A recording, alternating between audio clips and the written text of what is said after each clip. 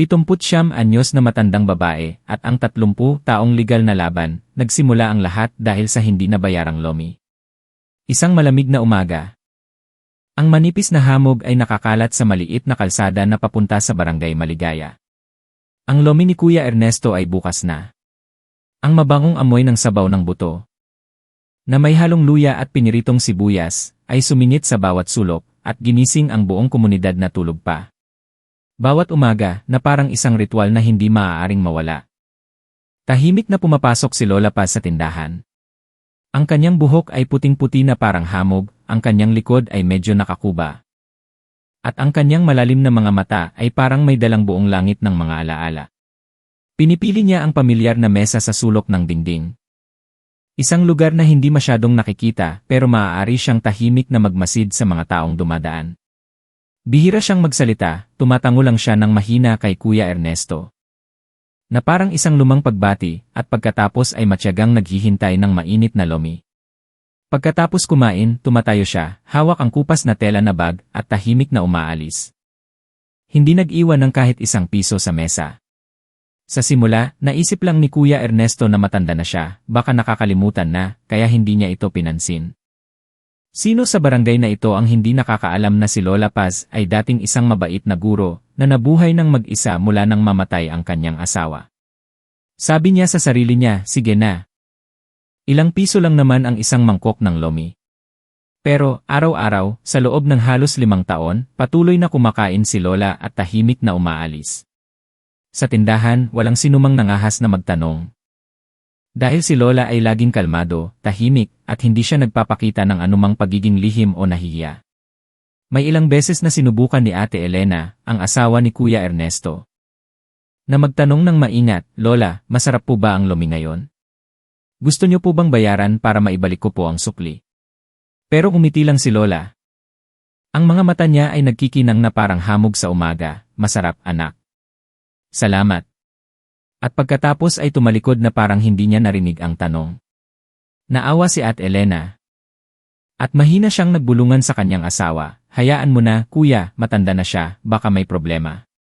Wala naman tayong masyadong nawala. Baka balang araw ay ibalik sa atin ng mga apo niya. Tahimik si Kuya Ernesto pero sa loob niya ay may mga tanong na hindi niya masabi. 1 taon, 2 taon, at pagkatapos ay 3 taon nang bilangin ni Carlos, ang kanilang anak, na si Lola ay kumain na sa kanila ng halos 5 taon nang walang bayad. Ang kwento na yon ay naging isang lihim na alam lang ng 3 sa pamilya. Pero sa umaga na yon, habang ang hamog ay puting-puti pa sa bubong, hindi dumating si Lola Paz. Ang mesa sa sulok ng tindahan ay walang laman, na parang may kulang na pamilyar na tibok ng umaga. Habang naglilinis si Kuya Ernesto, bigla siyang nagsabi, kakaiba, hindi siya dumating ngayon. Tumingin si Ate Elena sa kanyang asawa, ang mga mata niya ay puno ng pag-aalala, baka may sakit. Dalhan mo siya ng ilang pagkain para tingnan siya. Kahit paano, magkapit-bahay tayo, at matagal na siyang kumakain sa atin. Sa totoo lang, hindi balak ni Kuya Ernesto na pumunta. Pero naisip niya na matagal na ang kwentong ito, sa loob niya ay gusto niyang linawin ang lahat. Nagpasya siyang dalhin ang notebook ng mga utang. Ang notebook na maingat niyang isinulat ang bawat mangkok ng lomi na kinain ni Lola, na nagiging isang malaking halaga, halos 870, nakatumbas ng 40,000 yen 5 taon 300 at 65 araw 0.002222 yen. Para makipag-usap sa kanya. Ang kalsada papunta sa bahay ni Lola Paz ay tahimik. Ang lumang bahay ay nasa dulo ng kalye, ang mga pader ay natatakpan ng lumot.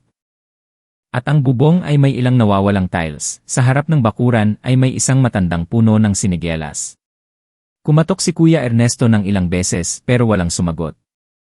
Akala niya ay aalis na siya nang may narinig siyang mahinang tunog ng mga paa na gumagapang mula sa loob. Ang kahoy na pinto ay bumukas at ang sandaling iyon ay nagpatigil sa kanya.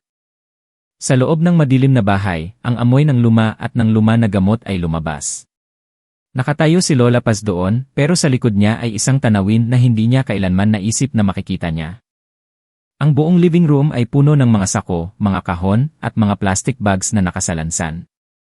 Mula sa mga puwang, lumabas ang maraming gusot na barya, hindi lang ilang daan o libo-libong piso, kundi mga tumpok ng pera sa iba't ibang halaga, at kasama na ang ilang luma at kupas na pilak. Sandaling nalito si Kuya Ernesto at ang puso niya ay kumabog ng mabilis. Naisip niya.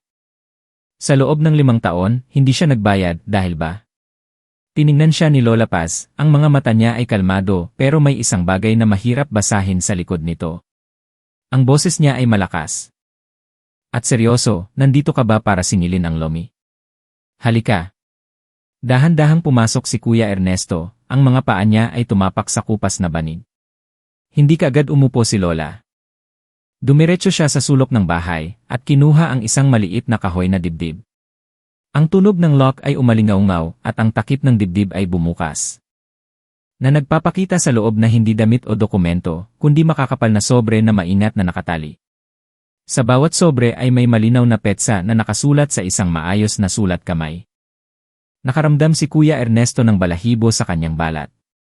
Hindi pa siya nakakapagtanong nang magpatuloy si Lola Paz, ito ang pera mo sa lomi, bawat araw, inilagay ko ito dito. Hindi ko ito binayaran kaagad dahil gusto kong panatilihin ang isang pangako sa isang tao, pero sigurado akong kailangan mo na itong malaman ngayon. Pagkatapos niyang sabihin yon, nagbuntong hininga siya ng mahina, ang mga mata niya ay tumingin sa altar kung saan may larawan ng isang lalaking nakauniporme na kupas na. Sa sandaling yon, ang pakiramdam sa bahay ay napakabigat. Hindi pa ganap na naintindihan ni Kuya Ernesto, pero may pakiramdam siya na sa likod ng 5 taong hindi pagbabayad na yon ay isang mas malaking kwento. Isang kwento na marahil kung sasabihin ay magpapakaba sa buong barangay. At sa sandaling iyon, narinig niya ang tunog ng mga paa ng isang tao sa labas ng kalye. Isang matangkad at payat na lalaki na nakasuot ng madilim na kulay na polo ang lumitaw at sumigaw, "Inay, nandito na ako." Ang mukha ni Lola Paz ay nagbago. Ang kanyang mga kamay na may hawak ng sobre ay biglang humigpit. Nakatayo lang si Kuya Ernesto, ang puso niya ay kumakabog ng malakas. Alam niya na pumasok siya sa isang kwento na hindi lang tungkol sa ilang mangkok ng lomi at ilang barya, at ang mangyayari ay hindi lang magugulat siya kundi magsasangkot pa siya sa pulis. Tulad ng pakiramdam ng lamig sa kanyang likod na biglang dumating ang sigaw na, "Inay, nandito na ako," ay mahina pero matatag. Na umalinggaw sa bakuran na natatakpan ng dilaw na dahon ng sinigelas. Lumingon si Kuya Ernesto at nakita ang isang lalaki na nasa edad 50, ang mukha niya ay payat. At ang mga mata niya ay parang dumaan na sa maraming problema. Huminto siya sa hagdan, nagulat nang makita si Kuya Ernesto na nakatayo doon, at pagkatapos ay mabilis nang umiti ng pilit, "May bisita ka ba, Inay?" Hindi kaagad sumagot si Lola Paz, ang kanyang mga mata ay medyo lumubog, at ang kanyang mga kamay ay mahigpit na may hawak ng sobre. Tumango lang siya ng mahina at sinabi, "Pumasok ka na, anak. Mayroon pa akong ginagawa." Pumasok ang lalaki, mabilis na tumingin sa paligid ng bahay at pagkatapos ay tumigil sa mga sako ng pera na nakakalat. Ang pagkalito ay dumaan lang sa isang segundo, pagkatapos ay umupo siya na parang walang kakaiba at umupo sa upuan. "Kuya Ernesto, siguro ikaw ang may-ari ng lomi na laging kinukwento ng nanay ko." Ang mga salitang iyon ay nagpabigla kay Kuya Ernesto. Hindi pa kailanman nagbayad si Lola Paz ng lomi sa kanya, bakit niya ito kinukwento? Hindi pa siya nakakapagtanong nang magsalita si Lola. "Nandito siya para singilin. Ang perang ito ay inipon ko para sa kanya." Tumawa ang lalaki, pero hindi ito isang masayang tawa, kundi isang tawa na may halong sakit. "Inay, sa loob ng ilang taon." Mas lalong nalito si Kuya Ernesto nang marinig niya ito. Malinaw na hindi kaunti ang pera sa bahay. Pero bakit hinayaan ni Lola na isipin ng lahat na mahirap siya para sa loob ng 5 taon ay hindi siya nagbayad ng kahit isang piso? Hindi tiningnan ni Lola Paz ang kanyang anak. Sinabi lang niya kay Kuya Ernesto, "Alam mo ba? Bawat araw, inilalagay ko ang pera ng lomi sa isang sobre at isinusulat ko ang petsa. Hindi ko sinasadya na saktan ka. Pero gusto kong tiyakin ang isang bagay. Ito ay may kinalaman sa pagkamatay ng asawa ko." Ang pakiramdam ay naging mabigat. Tumingin si Kuya Ernesto sa altar. Kung saan ang larawan ng lalaking nakauniporme ay tahimik na tumitingin sa lahat. Ang anak ni Lola Paz ay tumayo, ang boses niya ay malakas, "Inay. Ilang beses ko na bang sinabi na huwag niyo nang banggitin ang tungkol doon? Halos 30 taon na ang nakakaraan. Pero si Lola Paz ay kalmado pa rin, ang mga mata niya ay nagpapakita ng determinasyon. Para sa iyo ay tapos na, pero para sa akin ay hindi pa ito natatapos. Ang pagkamatay ng tatay mo ay hindi lang isang aksidente. Ang mga salitang iyon ay parang isang kutsilyo na humiwa sa tahimik na pakiramdam. Nakatayo si Kuya Ernesto doon. At nakita niya ang kamay ng lalaki na nanginginig at pagkatapos ay tumingin siya sa kanya ng may pag-aalinlangan. Dahan-dahan si Lola na nagkwento. Ang boses niya ay malakas na parang bawat salita ay kinuha mula sa lalim ng kanyang mga alaala. Noong araw na yon, umuwi siya ng gabi, malakas ang ulan at walang tao sa kalsada. Sabi ng mga tao. Nahulog siya sa motor, nasaktan ng malubha, at pagkatapos ay namatay, pero alam kong hindi siya nahulog ng mag-isa. Ilang araw bago yon. Sinabi niya sa akin na may hawak siyang ilang mahalagang dokumento tungkol sa lupa ng kooperatiba na maaaring iligtas ang buong barangay sa pagkawala ng kanilang lupa. Pero hindi niya ito naibigay sa sinuman nang namatay siya. Pagkatapos ng libing, nawala ang mga dokumento na yon, hinanap ko ito pero hindi ko nakita. Ilang taon pagkatapos, ang ilang lupa ay nabenta sa ibang tao. Ang barangay ay nagbago pero ang loob ko ay hindi payapa. Nakaramdam si Kuya Ernesto ng panginginig sa kanyang likod. Narinig niya dati si M.E. Juan na nagkwento tungkol sa lupa noon pero hindi niya inaasahan na may direktang kinalaman ito sa pamilya ni Lola Paz. Nagpatuloy si Lola, hindi ako nagbayad ng lomi sa bahay mo. Hindi dahil sa wala akong pera kundi dahil gusto kong panatilihin ang halaga na ito para isang araw. Kung malaman ko ang totoo, babayaran ko ito ng isang beses. May saksi, may malinaw na dahilan.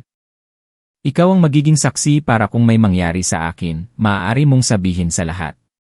Ang anak ay tumayo, ang boses niya ay malakas. Inay, ano ang sinasabi mo? Ang kanyang tingin ay matalim, kung wala kang tinatago, bakit ka apektado sa sinasabi ko?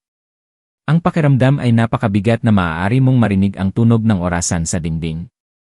Umurong si Kuya Ernesto ng isang hakbang, at naramdaman niyang nasa gitna siya ng isang malaking problema.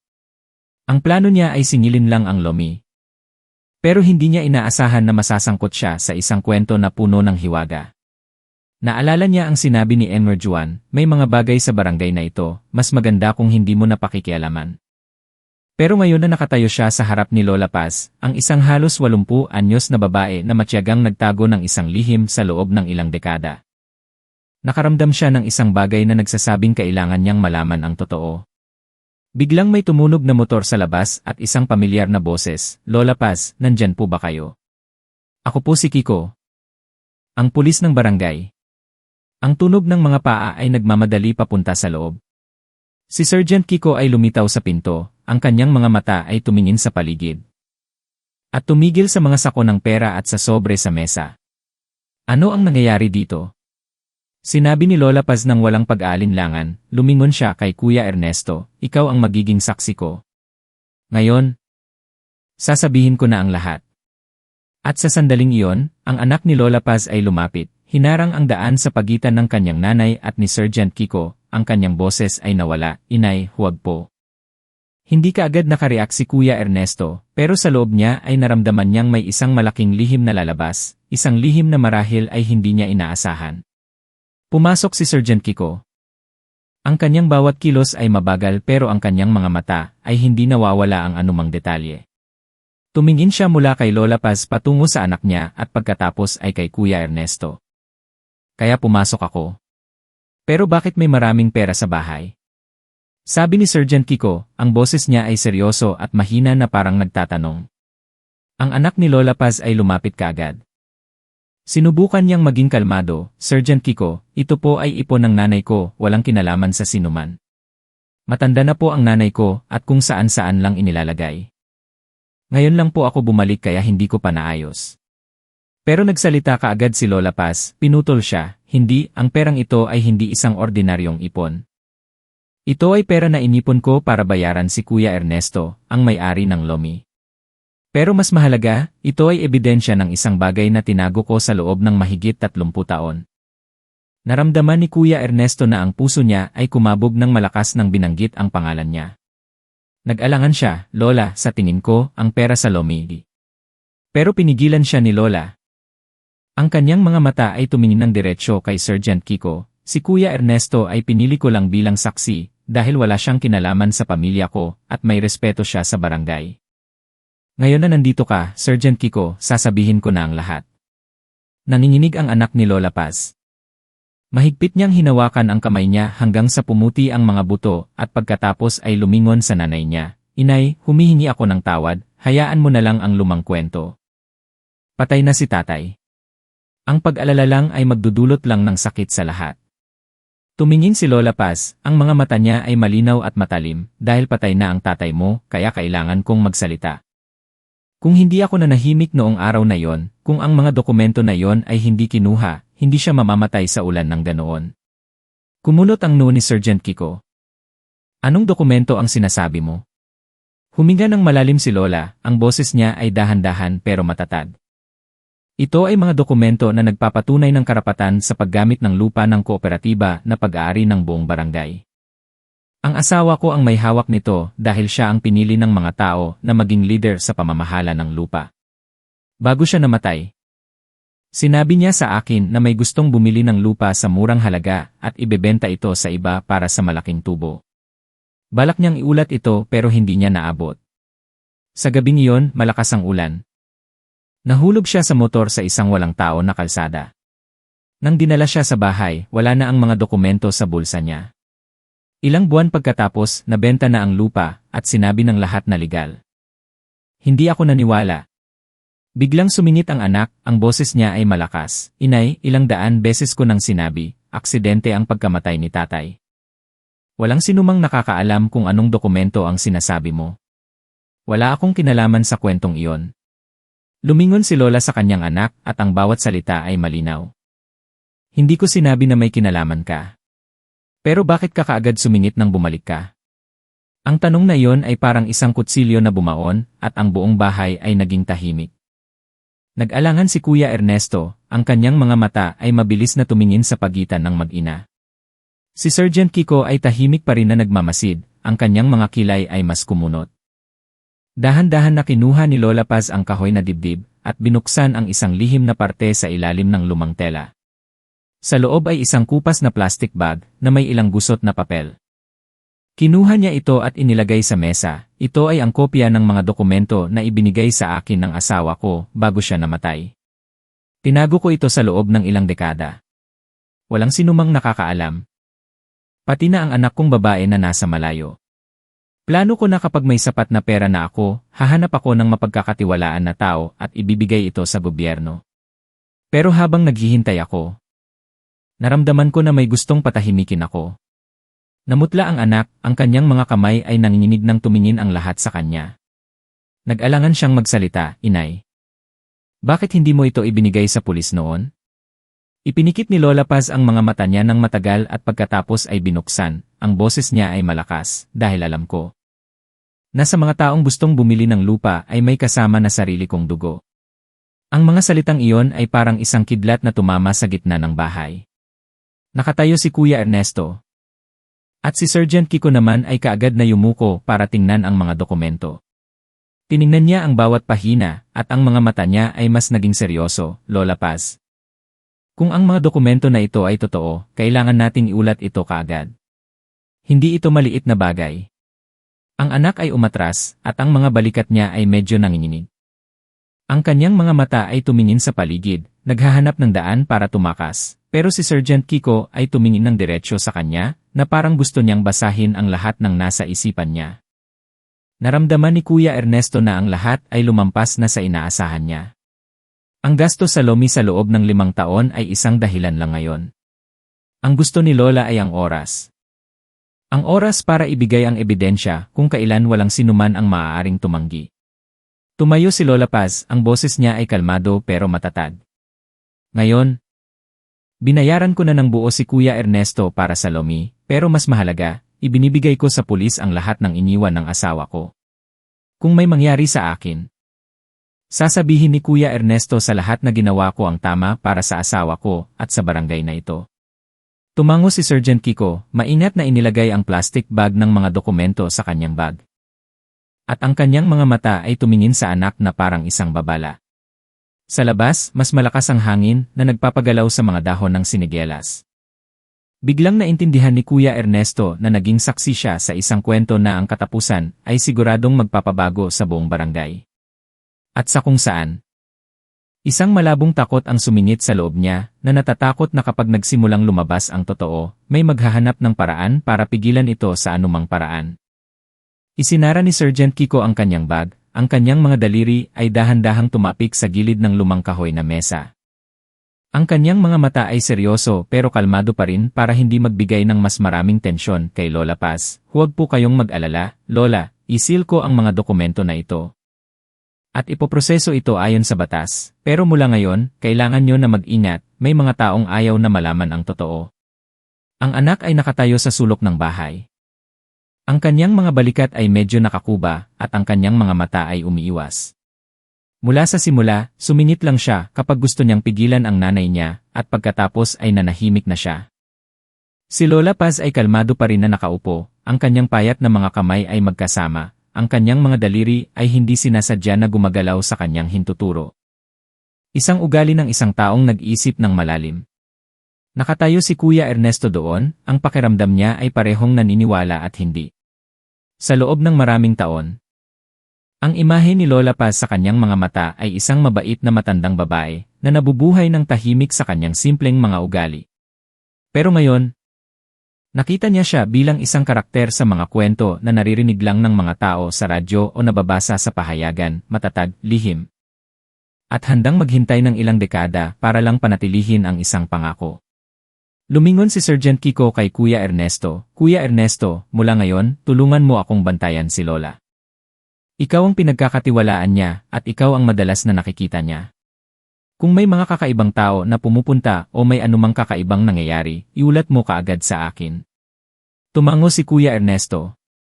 Kahit na medyo nag-alangan siya. Ayaw niyang masyadong makialam, pero naisip niya ang mga mata ni Lola Paz na tumingin sa kanya, ang mga mata ng isang taong naglagay ng lahat ng tiwala sa kanya. Hindi siya maaaring tumanggi. Ang tahimik na pakiramdam ay nasira nang lumitaw si Ate Elena, ang asawa ni Kuya Ernesto, sa pinto. May dala siyang mainit na lugaw at habang humihinga, sinabi niya. Kuya, narinig ko kay Tito Juan na matagal ka na daw dito kaya dinalhan ko si Lola ng lugaw. Malamig na, kailangan niya ng mainit na pagkain. Bago pa siya makapasok. Ang kanyang mga mata ay tumigil sa mga sako ng pera sa sahig. Nagulat siya, tumingin siya sa kanyang asawa at pagkatapos ay kay Lola Paz. Mahina si Lola Paz nang umiti, ang boses niya ay malambot. Salamat, anak. Iwan mo na lang dyan, malakas pa ako, kaya ko pang kumain. Pero ang ngiti na yon ay may halong lungkot para kay Kuya Ernesto. Alam niyang ayaw ni Lola na masyadong maraming alam ang ibang tao, lalo na ang isang sensitibong babae tulad ni Ate Elena. Pagkatapos ng ilang maikling tanong, umalis si Ate Elena. At naiwan sa bahay ang isang mabigat na katahimikan. Dahan-dahan na tumayo si Sergeant Kiko, aalis na ako, magpahinga na kayo, Lola. Kuya Ernesto, samahan mo ako sa kalsada. Nang makarating sila sa labas, huminto siya, ang boses niya ay mas mahina. Kuya Ernesto, sa totoo lang, may hinala ako na may kinalaman ang anak niya. Nakita mo ba ang mga mata niya nang banggitin ni Lola ang mga dokumento? Iyan ang mga mata ng isang taong natatakot na malaman ang totoo. Nanginginig si Kuya Ernesto. Naaalala ang mga sandaling sinabi ng anak na iyon ang mga salita ng kanyang nanay, ang mga nakakalito na kilos na hindi niya maitago. Pero kahit paano, mag-ina sila, handa ba si Lola? Hindi niya tinapos ang pangungusap pero naintindihan ni Sergeant Kiko. Nagbuntong hininga siya, magtatrabaho ako ng maingat. Matanda na si Lola, hindi na niya kaya ang mas maraming gulo. Pero tandaan mo, huwag mong sabihin sa sinuman na ibinigay sa akin ni Lola ang mga dokumento, lalo na ang mga tao sa bahay niya. Ang paalala na yon ay tumatak sa isipan ni Kuya Ernesto sa buong daan pauwi. Sa gabing iyon nang isinara niya ang tindahan, hindi siya mapakali. Naaalala niya ang bawat detalye sa bahay ni Lola Paz, ang kahoy na dibdib, ang sobre na may petsa, at ang amoy ng luma na insenso. Ito ay parang may daladala siyang buong buhay ng paghihintay at pagdurusa. Pero ang lahat ng katahimikan ay panandalian. Sa loob lang ng 2 araw. Narinig niya kay Tito Juan na may mga hindi kilalang tao na pumupunta sa bahay ni Lola Paz kagabi. Nakasuot sila ng madilim na jacket, nakakap. Nanigarilyo at umalis nang makita si Tito Juan na lumabas. Nag-alala si Kuya Ernesto sa balita na yon. Kinaumagahan, naghanap siya ng dahilan para dalhan si Lola ng ilang pagkain. Pagkapasok niya sa bakuran, nakita niyang bukas ang pinto ng bahay. Kumatok siya at tumawag pero walang sumasagot. May pakiramdam siya na may mali. Pumasok siya sa loob, walang tao sa bahay. Pero ang ilang sako ng pera ay nawala na, ang kahoy na dibdib ay wala na rin sa sulok. Si Lola Paz lang ang nakaupo sa gilid ng kama, ang kanyang mukha ay puting-puti at ang mga mata niya ay tulala. Lola, ano ang nangyari? Mabilis siyang lumapit. Dahan-dahan na lumingon si Lola sa kanya, ang boses niya ay nanginginig, may pumasok kagabi. Alam nila kung saan ko tinago ang pera. Hindi nila kinuha ang lahat, kundi ang isang bahagi lang, at nag-iwan sila ng isang mensahe, huwag ka nang makialam sa kwento tungkol sa lupa noon. Naramdaman ni Kuya Ernesto ang lamig sa kanyang batok. Nakilala niyo po ba kung sino? Tanong niya. Umiling lang si Lola, pero ang mga mata niya ay umiiwas. Pero inilagay ni Lola Paz ang kamay niya sa kamay niya, huwag mo muna siyang tawagan. Kung makikita nila na tinawagan mo siya, gagawa sila ng masama. Bigyan mo ako ng ilang araw para mag-isip. Ang boses ni Lola ay kalmado pero naramdaman ni Kuya Ernesto na ang pagod ay sumisira sa kanyang lakas. Umalis siya sa bahay ni Lola na may mabigat na pakiramdam. Sa daan pa uwi, nakita niya ang anak ni Lola na nakatayo sa isang tindahan, nakikipag-usap sa telepono ng may tensyon. Nang magkita ang kanilang mga mata, natigilan siya ng isang segundo at pagkatapos ay tumalikod. Sa isip ni Kuya Ernesto ay maraming tanong. Sa hapon na yon, tumawag si Sergeant Kiko at sinabi na kailangan nila magkita kaagad. Nang umupo sila, sinabi niya kaagad, ang mga dokumento na ibinigay sa akin ni Lola ay totoo. Pero may balita rin ako na may gustong suhulan ang mga saksi. Naiintindihan mo ba ang ibig kong sabihin? Tumango si Kuya Ernesto, ang loob niya ay parang may bato. Alam niyang malapit na siyang harapin ang isang tunay na bagyo at ang taong nasa gitna ng bagyo ay si Lola Paz. Ang 79 anyos na matandang babae ay kumain sa loob ng 5 taon nang hindi nagbabayad pero nagtago siya ng isang lihim na sapat na para guluhin ang buong barangay. Sa hapon na yon, madilim ang langit at ang mga ulap ay mabigat na parang hinihila ang lahat pababa. Isinara ni Kuya Ernesto ang tindahan ng mas maaga kaysa dati. Ang loob niya ay nag-iisip pa rin sa paalala ni Sergeant Kiko. Pero mula nang umalis siya sa bahay ni Lola Paz, ang imahe ng anak na nakatayo sa tindahan. Ang mga mata niya ay umiiwas at ang boses niya ay puno ng tensyon sa telepono ay hindi nawawala sa isip niya. Hindi siya isang taong mahilig makialam sa buhay ng iba. Pero sa pagkakataong ito ay kakaiba. Nakita niya mismo ang mga sobre na may petsa, narinig niya ang kwento ni Lola Paz tungkol sa pagkamatay ng kanyang asawa. At ngayon siya mismo ay naging isang saksi. Naintindihan niya, kung mananahimik siya, baka ang lahat ay matatago ulit. Sa gabi habang kumakain sila ng hapunan, biglang nagtanong si Ate Elena, Kuya. Parang may gustong patahimikin siya. Huminto si Ate Elena, ang mga kamay niya ay hindi gumagalaw. Mahina niyang sinabi, huwag ka nang makialam, Kuya. Natatakot ako na hindi nila tayo hahayaan na maging payapa. Alam niyang nag-aalala siya para sa kanya, pero sa loob niya ay hindi siya mapakali kung tatalikod siya. Na nagdurusa sa pagiging mahirap para lang maghintay ng tamang oras. Kinaumagahan, nagpasya siyang pumunta sa bahay ni Lola ng maaga, pero pagkarating niya sa kalye, nakita niya ang isang motor na nakatayo sa gilid, hindi ito kay Lola. Ang tunog ng usapan ay lumabas mula sa loob ng bahay, at nakilala niya ang boses ng anak ni Lola na seryoso at nagmamadali, Inay. Sa totoo lang, ibigay niyo na sa akin ang lahat para itago, hindi ito ligtas na nasa inyo. Anumang dokumento ay ibigay niyo na, aayusin ko ito para maging payapa ang lahat. Ang boses ni Lola Paz ay kalmado pero matatag, hindi ko ibibigay, naibigay ko na sa mapagkakatiwalaang tao. Huwag ka nang magtanong. May tunog ng paggalaw ng upuan. At ang boses niya ay biglang naging malakas, alam mo ba ang ginagawa mo, Inay? Gusto mo bang magkaroon ng problema ang buong pamilya? Tahimik si Lola Paz. Pero si Kuya Ernesto na nasa labas ng kalye ay naramdaman ang tensyon sa bawat tahimik na sandali. Akala niya ay papasok na siya nang biglang bumukas ang pinto at nagulat siya nang makita siya. Ang mga mata niya ay nagpakita ng isang pagiging alerto at pagkatapos ay mabilis na nagbago ang boses niya. Kuya Ernesto, nandito ka. Nakikipag-usap lang ako sa nanay ko.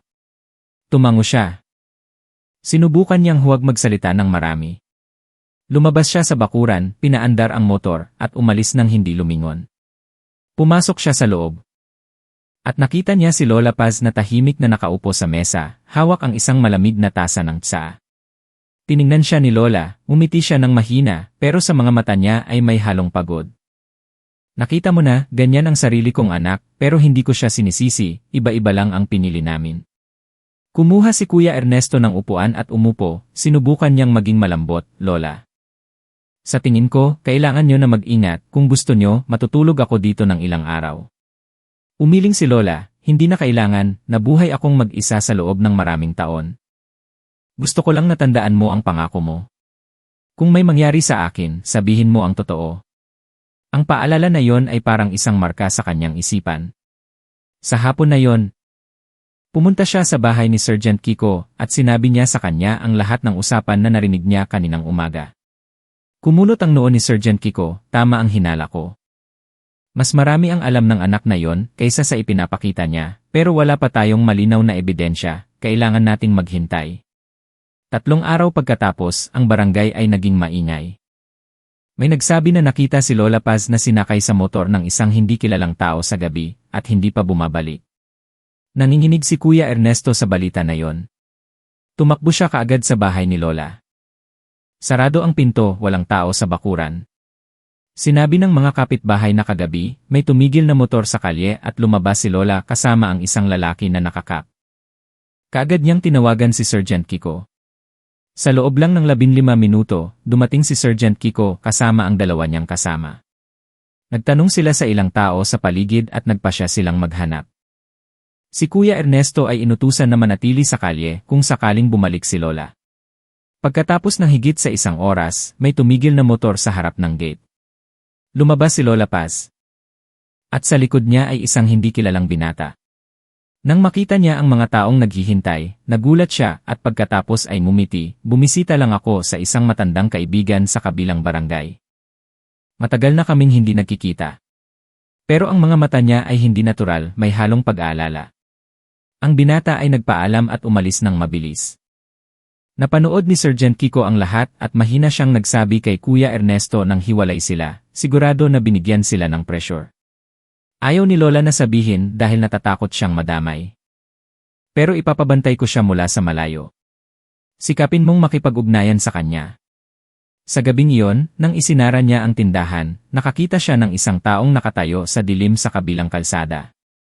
Na parang tumitingin sa bahay niya. Nang lumapit siya, tumalikod ang tao at umalis. Sa loob niya ay may masamang pakiramdam. Nagsisimula na ang problema at baka isang araw ay maging isang tunay na bagyo. Alam niyang mula ngayon, wala na siyang daan para umatras. Kinaumagahan, umuulan ng mahina. Ang barangay na dati ay tahimik ay parang natatakpan ng isang manipis na tela, na parehong malabo at basa, na nagpabigat sa lahat. Binuksan ni Kuya Ernesto ang tindahan ng lomi pero hindi siya mapakali. Sa buong gabi, ang imahe ng taong nakatayo sa kalsada ay hindi nawawala sa isip niya. Hindi rin niya mapigilan ang pag-isip na parang may tinatago ang anak ni Lola Paz. Halos 7 ng umaga nang magsimulang umalis ang mga customer, si Tito Juan, ang kapitbahay ni Lola Paz, ay pumasok. Ang mukha niya ay puno ng pag-aalala. Kuya Ernesto, kaninang umaga nakita kong bukas ang pinto ni Lola Paz, pero wala siya sa bahay. Tinawag ko siya ng ilang beses pero walang sumagot.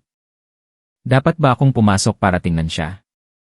Nagulat si Kuya Ernesto, inalis niya ang mangkok ng lomi at mabilis na sumunod kay Tito Juan.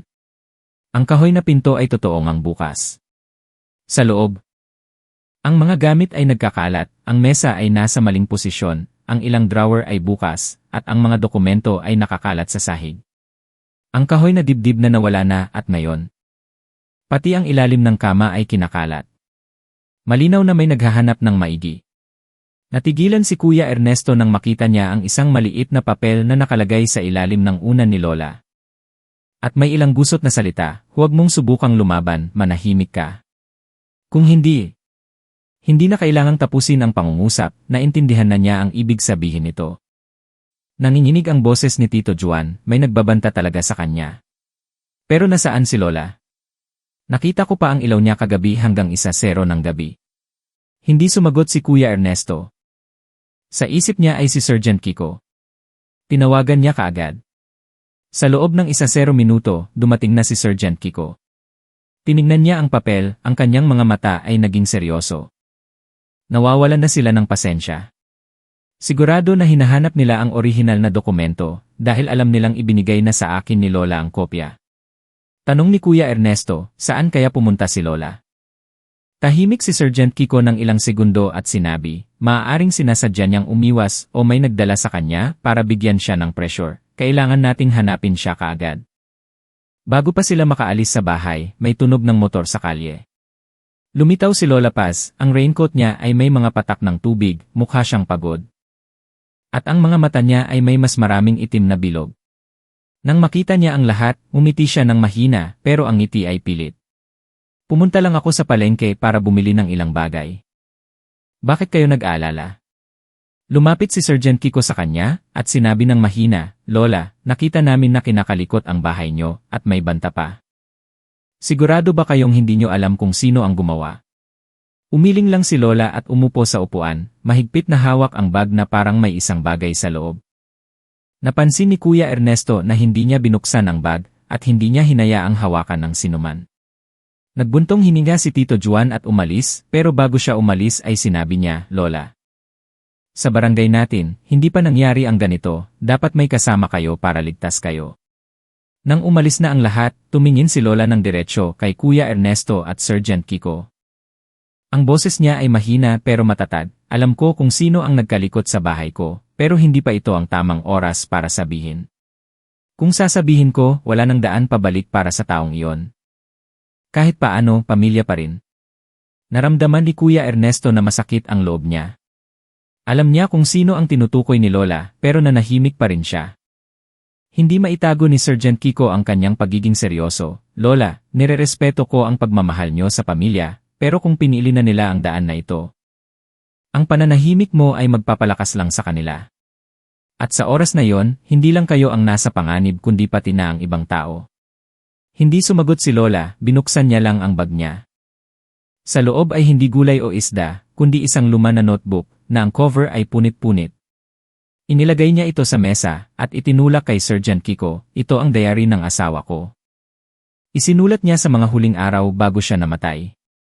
Nakita ko ito nang inayos ko ang aparador pero hindi ko pa ito ipinapakita sa sinuman. Doon, isinulat niya ang mga detalye ng mga pagpupulong. Ang mga pangalan ng mga taong kasali sa transaksyon sa lupa, at ang mga banta na natanggap niya. Sa tingin ko, oras na para nasa iyo na ito. Kinuha ni Sergeant Kiko ang notebook. Binuksan ang ilang pahina at pagkatapos ay tumingin kay Lola ng matagal. Ibinigay niyo sa akin ang isang apoy, Lola, at kapag nasunog ang apoy na ito, wala nang matatago pa. Sa gabing iyon, umuwi si Kuya Ernesto na may mabigat na pakiramdam. Alam niyang hindi na magiging payapa ang mga susunod na araw. At tulad ng kanyang hinala, sa loob lang ng 3 araw. Kumalat ang tsismis sa buong barangay na si Lola Paz ay may hawak na itim na ebidensya laban sa ilang tao na may kapangyarihan. May nagsabi pa na idedemanda siya para sa paninirang puri. Nang marinig ni Ate Elena ang balita, nag-alala siya at nagmakaawa sa kanya na lumayo sa gulo na ito. Pero nanahimik lang siya. Naintindihan niya na nang pumasok siya dito. Wala na siyang ibang pagpipilian kundi ang manalo hanggang sa huli. Sa gabing iyon, nang isinara niya ang tindahan, nakita niya ulit ang isang tao na nakatayo sa sulok ng kalsada. At sa pagkakataong ito ay mas malapit siya at hindi siya tumakas nang makita niya. Sa ilalim ng dilaw na ilaw ng kalsada, nakilala niya ang mukha ng anak ni Lola Paz. Nakatayo siya. Tiningnan siya ng matagal at pagkatapos ay umalis. Ang mga mata niya ay hindi na umiiwas kundi parang isang babala, huwag kang makialam, kung hindi, magsisisi ka. Naintindihan ni Kuya Ernesto. Nagsisimula na ang delikadong laro at sa larong ito ay walang sinumang maaaring manatiling pareho. Kinaumagahan habang ang hamog ay malabo pa sa bubong. Binuksan pa lang ni Kuya Ernesto ang tindahan nang dumating si Sergeant Kiko. Hindi siya naka-uniforme, nakasuot lang siya ng madilim na jacket. Ang kanyang mukha ay seryoso. Kumuha siya ng upuan at umupo sa mesa na malapit sa pinto. Sinabi sa kanya na magdala ng tsaa, at pagkatapos ay mahina siyang nagsabi, "Kuya Ernesto, kagabi, binasa ko ang buong diary ni Tito Paz. Doon, bukod sa mga pangalan ng mga taong kasali sa transaksyon sa lupa, mayroon ding mga detalye na hindi ko inaasahan. Mayroon ding ebidensya na ang tao sa likod ng aksidente niya ay hindi lang isang tao kundi isang grupo. At nag-alangan siya, sa grupo na yon may pangalan ng anak ni Lola Paz." Nanginginig si Kuya Ernesto nang marinig niya ito. May hinala na siya pero nang kinumpirma ito ni Sergeant Kiko, kumabog pa rin ang puso niya. Alam na ba ito ni Lola Paz? Tanong niya. Tumango si Sergeant Kiko, alam niya. At dahil alam niya, kaya siya nanahimik sa loob ng maraming taon. Gusto niyang makamit ang hustisya para sa asawa niya. At gusto niyang panatilihin ang pagmamahal sa pamilya, pero ngayon ay huli na para maging payapa ang lahat. Nagsisimula ng matakot ang mga taong may kasalanan, at kapag natakot sila, gagawa sila ng masama. Ang mga salitang iyon ay parang isang babala at nangyari ito sa hapon na iyon. Halos 3 ng hapon, isang kapitbahay na babae ang tumakbo sa tindahan at sumigaw kay Kuya Ernesto. "Kuya Ernesto, pumunta ka sa bahay ni Lola Paz. May nagbato ng bato sa bintana niya." Mabilis siyang umalis at tumakbo. Sa sahig ng bakuran, ang mga salamin ay nagkalat. Si Lola Paz ay nakaupo sa sulok ng kama, ang kanyang shawl ay mahigpit na nakabalot sa kanyang balikat, ang mga mata niya ay nakatingin sa walang laman na bintana ng may kakaibang kapayapaan. "Ayos lang po kayo?" Hinihingal siya. Umiling lang si Lola. "Hindi, gusto lang nila akong takutin. Sanay na ako, sa loob ng maraming taon ay ganyan, pero ngayon lang ito naging hayagan." Naramdaman ni Kuya Ernesto na umakyat ang dugo sa kanyang ulo. "Lola, kailangan ko na pong tawagan si Sergeant Kiko. Hindi na ito maaaring hayaan pa."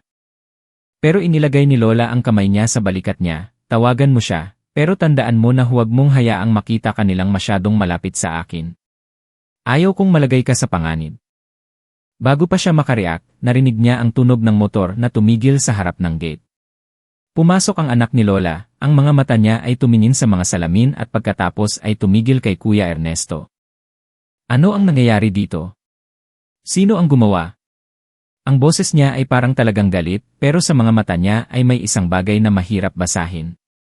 Simpleng sumagot si Lola, "Hindi ko alam. Pero kung alam mo, sabihin mo sa akin." Nginig niya ang mga labi niya at umalis nang walang sinasabi. Nakita ni Kuya Ernesto na mahigpit niyang hinawakan ang kamay niya. At ang mga buto niya ay puting-puti. Sa gabing iyon, pinapuntahan ni Sergeant Kiko ang lahat ng salamin sa bahay ni Lola at pinalitan ng matatag na bakal na frame. Naglagay din siya ng isang maliit na kamera sa bubong, sinasabing para sa seguridad. Pero naintindihan ni Kuya Ernesto. Hindi lang ito isang proteksyon kundi isang patibong para makita kung sino ang nangahas na lumapit. 3 araw pagkatapos, ang patibong ay gumana. Halos hating gabi. Nakarecord ang kamera ng isang tao na nakakap na pumasok sa bakuran ni Lola at sinubukang buksan ang pinto.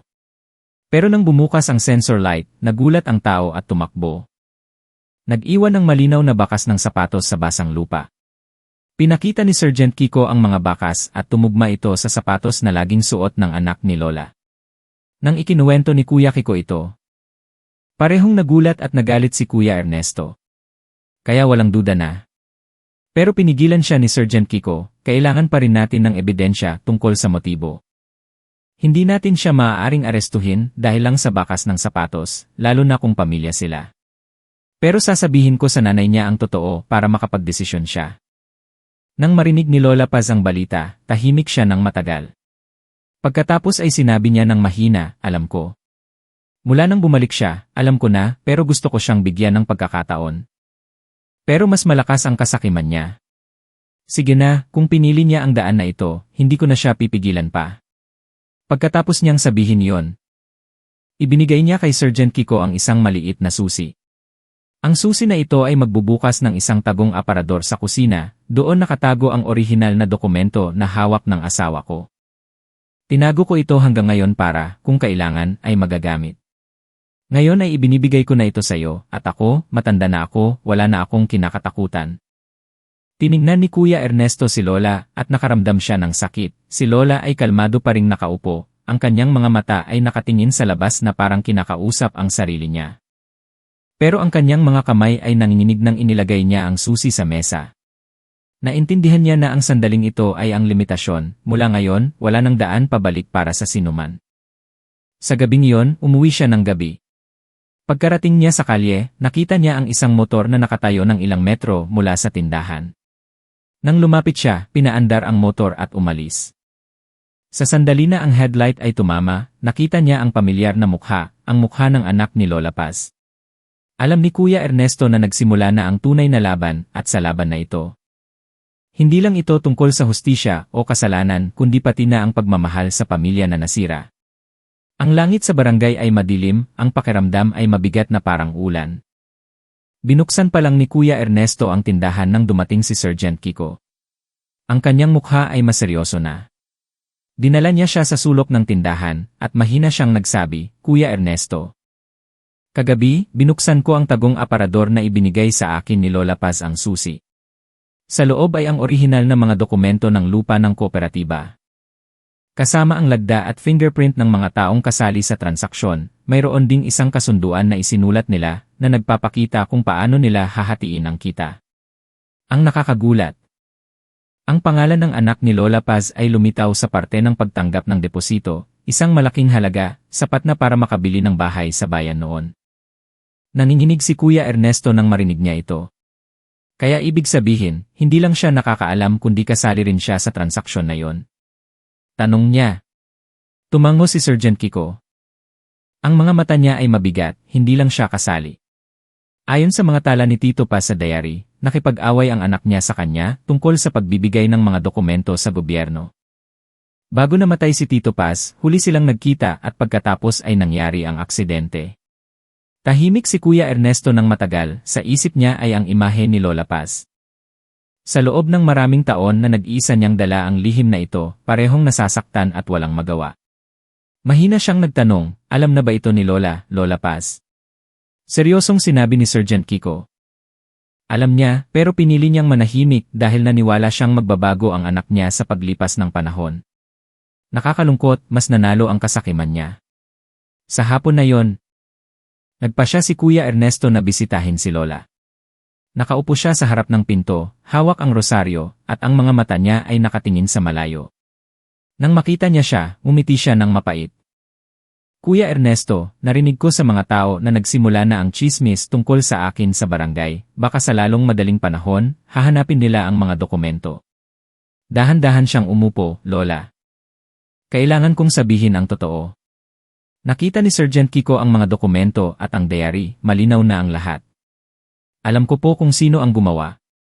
Huminto ang mga kamay niya pero ang boses niya ay pareho pa rin. Sa tingin ko, alam mo na, pero huwag mong sabihin, ako na ang magsasabi kapag tamang oras na. Tiningnan ni Kuya Ernesto si Lola. At nakita niya na ang mga mata niya ay parehong matatag at pagod. Ang isang 79 anyos na payat na babae ay kailangang magdesisyon na sisira sa pagmamahal sa pamilya. Ang lakas na yon ay hindi niya alam kung saan niya nakuha. Lumubog na ang araw at ang mga ulap ay madilim na.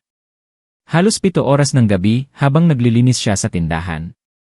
Tumakbo si Ate Elena mula sa labas, humihinga, "Kuya, narinig ko kay Nanay Tessie sa palengke na may nakakita sa anak ni Lola Paz na may kasamang ilang kakaibang lalaki sa tindahan sa dulo ng kalsada. Nag-uusat sila tungkol sa pagharang sa isang tao at binanggit pa ng isang tao ang pangalan mo." Sumakit ang puso ni Kuya Ernesto. Naintindihan niya na ang pananahimik niya ay hindi na nagpoprotekta sa kanya. Ang mga taong iyon ay itinuturing na siyang isang panganib dahil siya ay isang saksi at pinagkakatiwalaan ni Lola. May isang brown na envelope na nakalagay sa ilalim ng pinto, sa loob ay isang puting papel na may gusot na salita, "Manahimik o mawawala ang lahat." Walang lagda pero alam niya kung kanino galing yon. Dinala niya kaagad kay Sergeant Kiko. Pagkatapos niyang tingnan, kumunot ang noo niya, "Sinusubukan nilang takutin ka. Pero gusto kong maging kalmado ka, huwag kang mag-rate. Nag-ayos na ako para sa gabing ito, imbitahin natin si Lola Paz sa opisina, para makapagbigay siya ng opisyal na pahayag. Kapag pumirma na siya sa mga papeles, protektado na siya ng batas, at hindi na sila makakagawa ng masama." Sa hapon na yon, pumunta siya para sunduin si Lola. Nakasuot siya ng isang simpleng damit. Maayos ang buhok at hawak ang rosaryo. Sa daan papunta sa opisina, tahimik lang si Lola, paminsan-minsan ay nagbuntong hininga. Nang makarating sila at makita ang makapal na folder sa mesa, umupo siya at dahan-dahan na sinabi ang lahat. Mula sa araw na hawak ng kanyang asawa ang mga dokumento ng lupa, ang mga banta na natanggap niya hanggang sa araw na namatay siya. At ang mga taon pagkatapos. Ang boses niya ay kalmado, hindi nanginginig, pero nang binanggit niya ang anak niya, huminto siya ng matagal. Pagkatapos ay sinabi niya, mahina na parang hangin. Siya ay dugo ko, pero siya rin ay bahagi ng katotohanan, hindi ako maaaring magsinungaling. Nakaupo si Sergeant Kiko sa harap niya, ang mga mata niya ay parehong seryoso at may respeto. Alam niya na ang mga salitang iyon ay parang isang kutsilyo na sinaksak niya sa sarili niyang puso. Nang matapos ang mga papeles, pumirma si Lola.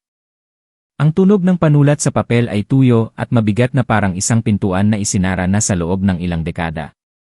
Nakatayo si Kuya Ernesto sa tabi niya. Ang pakiramdam niya ay parang nakasaksi siya ng isang maliit na kasaysayan sa barangay na ito.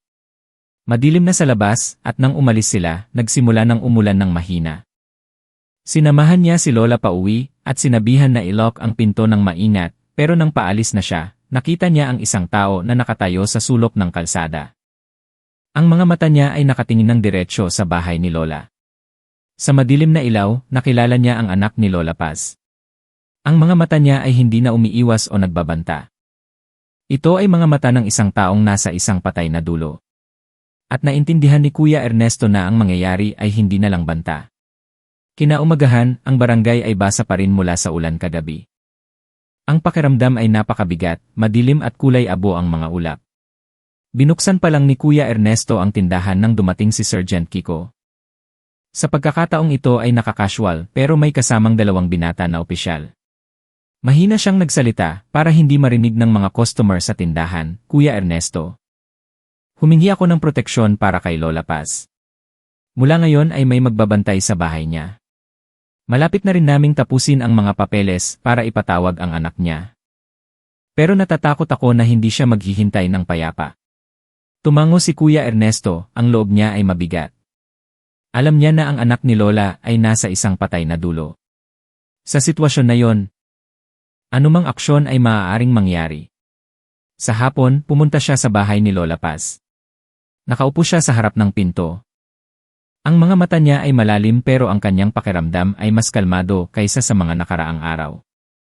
Nang makita niya siya, umiti siya ng mahina. Ngayon ang unang pagkakataon na nakakita ako ng mga kakaibang tao sa labas ng pinto nang hindi ako natatakot, siguro dahil alam kong mga tao sila ni Kuya Kiko. Umupo siya sa tabi ni Lola. At nagtanong ng ilang bagay, pero pagkatapos ng ilang sandali, naging seryoso si Lola. Kuya Ernesto, kung matapos na ang kwento na ito, ano sa tingin mo ang mangyayari? May daan pa ba siya para bumalik? Hindi siya kaagad sumagot. Sa loob niya, mayroon ng sagot pero ayaw niyang sabihin. Sa lahat ng nangyari, ang pagbabalik ay halos imposible. Nang magsimulang dumilim, nagpaalam na siya nang biglang hawakan ni Lola ang kamay niya. Huwag kang umalis ngayon, Kuya Ernesto, may pakiramdam ako na darating siya. Ang mga mata ni Lola ay malayo at puno ng pakiramdam. At tama ang sinabi niya, halos 8 oras ng gabi, habang nakaupo sila sa loob ng bahay, may malakas na tunog ng mga aso na tumatahol. Isa sa 2 opisyal na nagbabantay sa labas ay tumakbo sa loob at nagulat, may isang tao na papalapit mula sa likod ng kalye, pero kakaiba ang itsura, nakakap. Kaagad na tumawag si Sergeant Kiko at pumunta kaagad sa lugar. Sinabihan niya ang lahat na patayin ang ilang ilaw at iwan ang mahinang ilaw sa loob ng bahay. Tahimik ang lahat. Naririnig lang ang tunog ng ambon na tumutulo sa bubong. Halos 10 minuto pagkatapos, may mahinang tunog ng mga paa sa labas ng likod na pinto, isang tao ang lumitaw, matangkad at payat. Gumagalaw ng maingat na parang natatakot na mahuli. Nang lumapit siya sa pinto, ang ilaw mula sa harap ay tumama sa mukha niya at totoo nga, siya ang anak ni Lola Paz. Nakatayo siya doon. Ang mga mata niya ay tumingin sa paligid at pagkatapos ay pumasok. Ang boses niya ay mahina pero puno ng tensyon. Inay, malapit na akong hulihin. Kailangan mong ibigay sa akin ang lahat ng dokumento at ang lahat ng tinatago mo ngayon.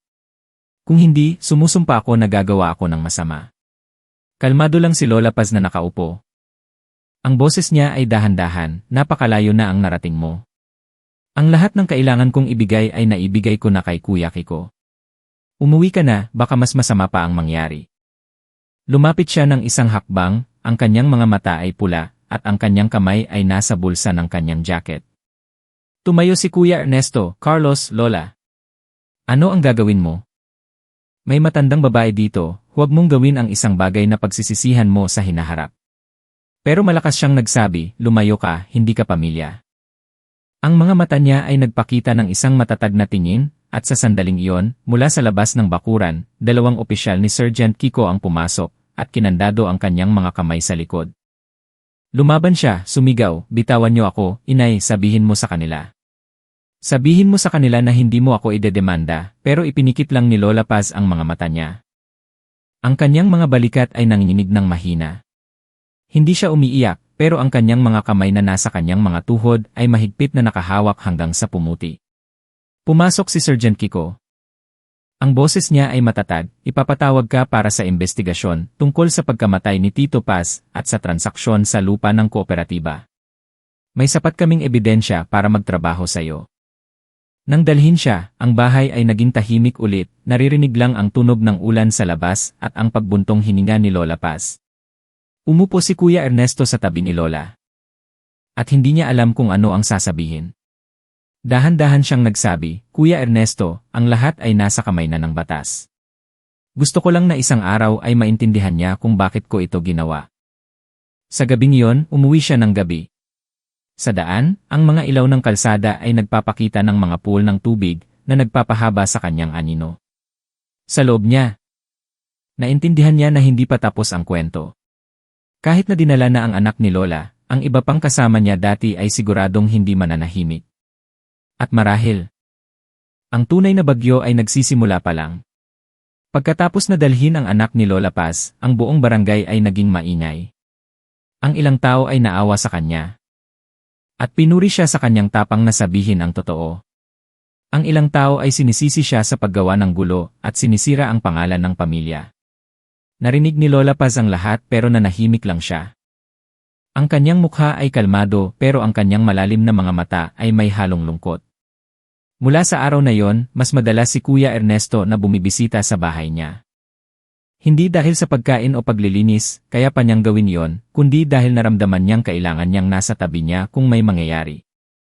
Naintindihan niya na ang kaso na ito ay hindi lang tungkol sa anak ni Lola, kundi sa likod nito ay isang grupo ng mga tao na may pakinabang mula sa transaksyon sa lupa noon. Hindi rin ito tinago ni Sergeant Kiko sa kanya. Isang umaga, pumunta siya sa tindahan ng lomi, umupo sa mesa na malapit sa pinto, at habang hinahalo ang tasa ng tsaa, mahina siyang nagsabi. Kuya Ernesto, ang iba pang tao sa listahan ni Tito Paz ay hindi mapakali. May maghahanap ng paraan para takutin ang mga saksi.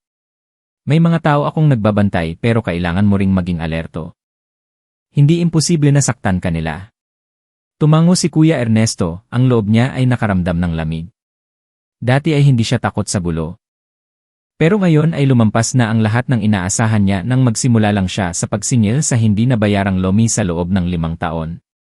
Ngayon, nasa gitna siya ng isang laban na walang sinumang gusto, pero kung tatalikod siya, parang tinataksil niya ang tiwala ni Lola Paz. Sa hapon na yon, nang pumunta siya sa bahay ni Lola. Nakita niyang nakaupo siya sa harap ng pinto at naghihiwa ng beans, ngumiti siya nang makita siya. Matanda na ako, Kuya Ernesto. Sa totoo lang, kahit ano pa ang isipin ng mga tao. Naniniwala ako na ginawa ko ang tama, sana lang ay mas maaga siyang nagsisi, baka mag-iba ang lahat. Umupo siya sa tabi ni Lola, at tumulong sa paghihiwa ng beans, mahina siyang nagsabi, Lola. Lahat tayo ay nagkakamali. Pero ang pagtatago at pagiging masama ang nakakatakot. Ngayon na lumabas na ang totoo, kahit masakit, ay patas na para sa asawa niyo. Pagkatapos nilang mag-usap ng ilang sandali, tumakbo si Tito Juan. Namutla ang mukha niya, Lola Paz. Kuya Ernesto. Nakita ko ang dalawang kakaibang lalaki sa dulo ng kalsada na nakatingin sa bahay niyo ng matagal at pagkatapos ay umalis. Hindi sila taga-barangay natin. Tumayo si Kuya Ernesto. Ang mga mata niya ay tumingin sa walang tao na kalye, wala siyang nakita, tahimik ang lahat. Pero sa loob niya may isang pag-aalala na tumataas. Lumingon siya kay Lola, "Lola. Pumasok na kayo sa bahay at i-lock ang pinto, magbabantay ako sa labas ng sandali." Sa gabing iyon, sinabi niya kay Sergeant Kiko. At kaagad siyang nagpadala ng 2 opisyal para magbantay sa bahay ni Lola. Pero parang matatalino ang mga kalaban, hindi na sila nagpakita, nag-iwan lang sila ng pakiramdam ng pagiging bantay. 3 araw pagkatapos, sa dapit hapon, habang isinasara niya ang tindahan at naghahanda na pumunta kay Lola, nakatanggap siya ng isang tawag mula sa isang kakaibang numero. Ang boses ng isang lalaki ay malakas, "Gusto mo bang maging payapa ang matandang babae na yon? Manahimik ka, huwag mong isipin na ligtas kayo dahil sa pulis. Ipaparamdam namin sa iyo sa gabing ito." Pinutol ang tawag at naiwan ang mahabang tunog. Mahigpit na hinawakan ni Kuya Ernesto ang kanyang kamay, ang pakiramdam niya ay parang may invisible na tali na nasa lid niya. Hindi niya sinabi kay Ate Elena, takot na mag-alala siya, at tahimik siyang pumunta kay Lola nang mas maaga kaysa dati. Pero nang makarating siya, ang tanawin ay nagpatigil sa kanya. Ang pinto ng bahay ni Lola ay nabuksan, sa loob ay madilim. Pumasok siya at sumigaw, "Lola Paz, nasaan po kayo?" Walang sumasagot, may amoy lang ng usok. Binuksan niya ang flashlight at nakita niya sa kusina ang ilang nasusunog na basahan, pero hindi ito sumunog sa mga gamit na kahoy. Malinaw na sinadya itong gawin para takutin siya. Tumakbo siya sa living room at nakita si Lola na nakaupo sa sulok, ang kanyang mga balikat ay nanginginig ng mahina pero ang kanyang mukha ay kalmado pa rin. Dumating sila, mahina niyang sinabi. 2 tao na nakakap. Wala silang ginawa sa akin, sinunog lang nila ang ilang basahan at umalis. Bago sila umalis, sinabi ng isa sa kanila na ito ay isang paalala lang. Kaagad na tinawagan ni Kuya Ernesto si Sergeant Kiko. Hindi nagtagal, dumating siya at ang ilang opisyal para tingnan ang lugar. Kumuha sila ng nasusunog na tela at mga bakas ng paa sa basang lupa sa labas ng pinto. Galit na sinabi ni Sergeant Kiko, "Sinusubukan nilang subukan ang tapang natin. Sa susunod ay hindi na lang ito banta." Tahimik lang si Lola Paz na nakikinig. Ang kanyang mga mata ay nakatingin sa malayo. Nang maghahanda na ang lahat na umalis, biglang sinabi ni Lola, "Kuya Kiko, kung may mangyari sa akin, nangangako ka bang sasabihin mo ang buong totoo sa mga tao sa barangay? Huwag mong hayaang isipin nila na aksidente lang ang pagkamatay ng asawa ko." Tumango si Sergeant Kiko ng malakas, "Huwag po kayong mag-alala, gagawin namin ang lahat." Sa gabing iyon, nagpasya si Kuya Ernesto na matulog sa bahay ni Lola. Umupo siya sa tabi ng bintana. Nakikinig sa bawat tunog sa labas, ang malabong ilaw ng buwan ay tumatama sa lumang puno ng sinigyelas na nagbibigay ng mga anino sa sahig. Sa dilim, naramdaman niya ng malinaw na ang huling bagyo ay malapit na at sa pagkakataong ito ay walang lugar para sa awa. Sa gabing iyon, ang hangin ay malakas na humihip sa mga dahon ng lumang puno ng sinigyelas sa harap ng bahay ni Lola Paz. Ang mga dahon ay gumagalaw na parang masamang bulong. Nakaupo si Kuya Ernesto sa tabi ng bintana, ang kanyang mga mata ay hindi umaalis sa madilim na bakuran. Pumasok na si Lola Paz sa kwarto para magpahinga. Pero alam niyang hindi siya tulog dahil paminsan-minsan ay naririnig niya ang mahinang tunog ng kanyang paggalaw na parang isang hininga na pinipigilan. Halos hating gabi, may malakas na tahol ng mga aso mula sa dulo ng kalye. Sa simula ay mahina lang, pero pagkatapos ay malakas, at hindi tuloy-tuloy na parang may kakaibang tao na papalapit. Agad na tumayo si Kuya Ernesto, lumabas siya, at ang kanyang mga mata ay tumingin sa dilim, ang ilaw ng buwan ay natatakpan ng mga ulap, ang lahat sa harap niya ay malabo. Pero nakita niya ang isang matangkad na itim na anino na tahimik na papalapit sa bakuran. Bago pa siya makareact, mula sa likod na pinto ay may mahinang tunog na parang binubuksan ang lock. Ang puso niya ay kumabog ng malakas, tumakbo siya sa likod. Pero nang makarating siya sa kusina, may isa pang tao na pumasok. Ang taong iyon ay nakatakip ang mukha. At may hawak na isang bagay na kumikinang, at nakatayo ng tahimik.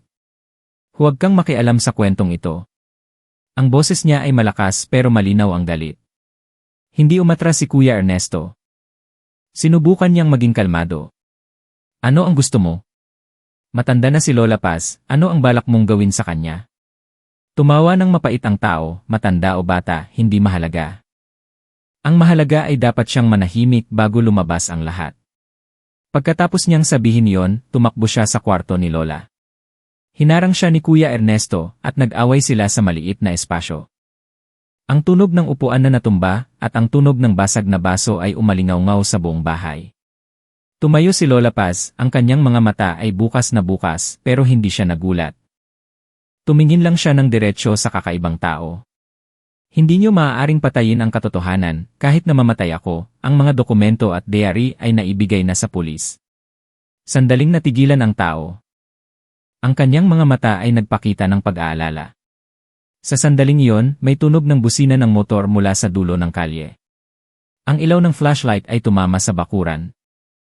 Ang kanyang mga balikat ay nanginginig ng mahina pero ang mga mata niya ay matatag at kalmado. Inalalayan ni Kuya Ernesto si Lola na umupo sa upuan at binigyan siya ng isang basong mainit na tubig. Mahina siyang nagsabi, alam ko na darating ang araw na ito. Mabuti na lang at nandito ako para magpasalamat. Kinaumagahan. Nagulat ang buong barangay nang marinig nila na inaresto ng pulis ang 3 iba pang tao. Lahat sila ay kasali sa transaksyon sa lupa noon. Ang mga dokumento, diary. At ang pahayag ni Lola Paz ay naging pangunahing ebidensya. Ang anak ni Lola ay sinampahan din ng kaso at naghihintay na maimbestigahan kasama ang mga kasama niya. Sa araw ng paglilitis, sumama si Kuya Ernesto kay Lola. Nakasuot siya ng isang simpleng itim na damit, maayos ang buhok, dahan-dahan ang paglalakad niya pero matatag. Nang nakatayo siya sa harap ng hukom, tumingin siya ng diretsyo sa kanyang anak. Ang mga mata niya ay wala ng galit, mayroon lang isang malalim na kalungkutan. Sinabi niya ang bawat salita ng malinaw sa korte. Ako ang nanay ng akusado. Sinasabi ko ang totoo, hindi para sirain siya, kundi para magkaroon siya ng pagkakataon na harapin ang kanyang pagkakamali at magsimulang muli. Ang lupa ay sa barangay. Sa mga tao, at hindi maaaring ipagbili para sa kasakiman. Tahimik ang courtroom, ang anak ay nakayuko, walang sinasabi. Nang matapos ang paglilitis, habang dumadaan siya sa kanyang nanay. Mahina siyang nagbulungan, paumanhin po. Tumango si Lola Paz ng mahina, ang mga mata niya ay namumula, huli na, anak, pero mas mabuti ng huli kaysa hindi. Ilang linggo pagkatapos. Natapos na ang kaso. Bumalik siya sa kanyang lumang bahay sa tabi ng matandang puno ng sinigyelas, at patuloy na nakaupo sa harap ng pinto sa umaga, umiinom ng tsaa. Minsan ay may dala siyang gulay na parang isang ugali na mahirap alisin. Isang umaga, habang nakaupo sila sa tabi ng mainit na tsaa, sinabi ni Lola sa kanya, Kuya Ernesto, salamat. Kung wala ka, baka hindi ko matapos ang daan na ito. Tumawa si Kuya Ernesto, Lola, huwag po kayong ganyan, ang iyong pagiging matatag ang nagpapakita sa lahat. Nagkataon lang po na pumasok ako sa kwentong ito. Tumingin si Lola sa puno ng sinigyelas, ang mga dilaw na prutas ay kumikinang sa ilalim ng araw. Ang kanyang boses ay naging seryoso. Ang katotohanan ay minsan parang isang hinog na prutas ng sinigyelas, matamis pero may halong asim, kailangan mong kumain para malaman mo. Tahimik si Kuya Ernesto.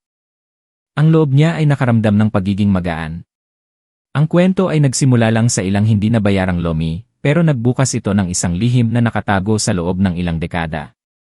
Ang 79 anyos na babae na kumain ng lomi sa loob ng 5 taon nang hindi nagbabayad, ay nakaupo ngayon, payapa na parang walang bagyo na dumaan. Pero ang marka ng bagyo na iyon ay mananatili.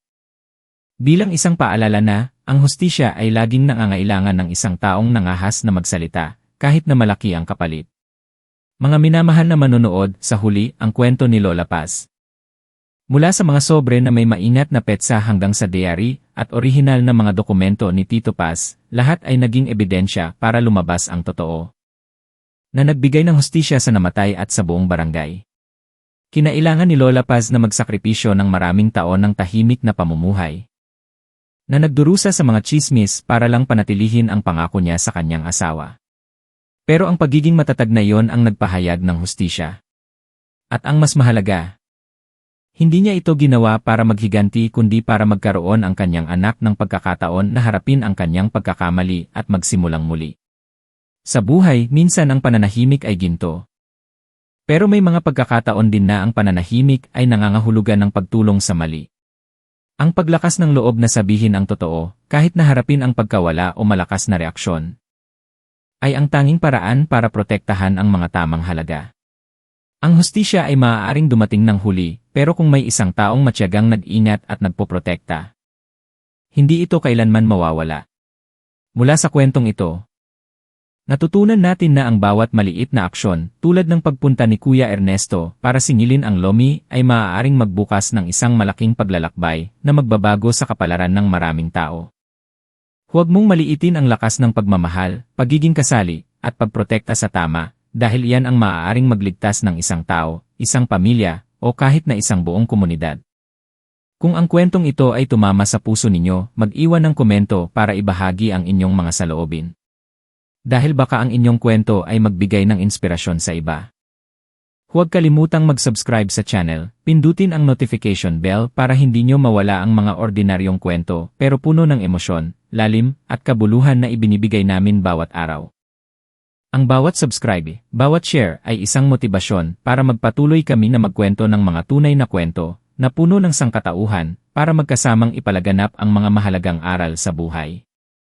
Ang buhay ay hindi laging madali, pero basta't mayroon tayong integridad at awa sa ating mga puso, kahit dumaan man tayo sa maraming bagyo.